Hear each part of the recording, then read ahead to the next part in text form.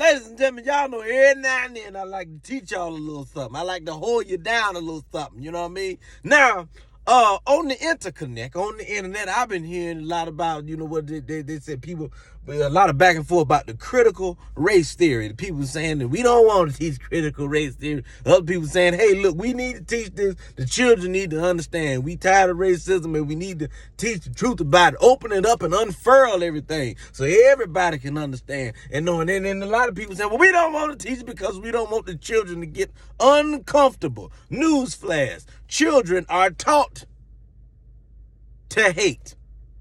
Children naturally love one another. You put a black child, white child, Chinese child, put them all in the same room together, they're going to get along just fine. It's just when you put a bunch of adults in the same room together, they're adults. Somebody ain't coming out of there. Somebody ain't coming out of that's for sure. And I want to take the moment to recognize somebody. See, y'all be talking about you don't want white kids to feel uncomfortable. I'm going to show you something. Everybody who was white was not an oppressor. You understand what I'm saying? From slavery on up to present day, everybody who was black wasn't a slave. You understand? Like, let me just recognize this one person right here. Said, this man's name is Carl Braden. He was arrested for sedition in 1954. What was the crime? His crime was buying a house for a black family who was denied a suburban home. That's right, back in 1954. That's 68 years ago. That ain't that long, but that means there's people who was alive in 1954. They still alive today. That's 68 years ago.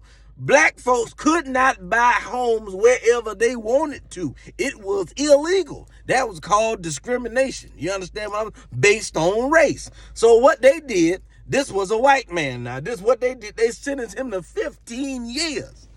He got sentenced to 15 years for buying a house for somebody else. How you get sentenced to, he only served 7 months, but he got sentenced to 15 years.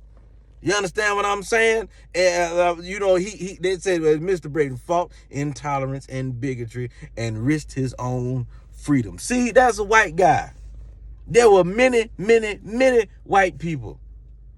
There was a lot of white people who was willing to lay down their lives and freedom, and when they didn't even have to, they could have just hid in the shadows and said, hey, look, that's y'all problem. But that's why we have to teach the whole thing, teach the whole story.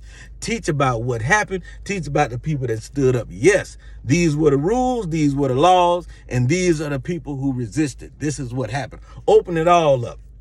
If you want a better tomorrow, you have to teach about the past. You have to teach about the past. If you don't know where you've been, you're liable to repeat the same BS back then. Now, some of y'all don't want to say it, but the reason you don't want to teach anything about the past because you don't want anything to change. Newsflash, daggone it, it's going to change anyway. All right?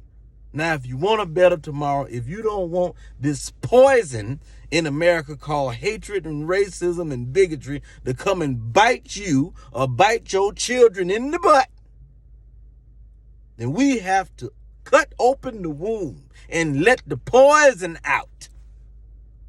That's the only way you're going to get out. Huh? That's the only way you're going to get it out. That's how you get cancer out. You got to go in there and get it on out. Open it up, get them going down in there, get it out. That's how we got to do it. Some of y'all scared, oh, you wouldn't tell the doctor, I don't want you to take the cancer out because I don't want you to cut me. You see how stupid that sounds? It's time. It's past time.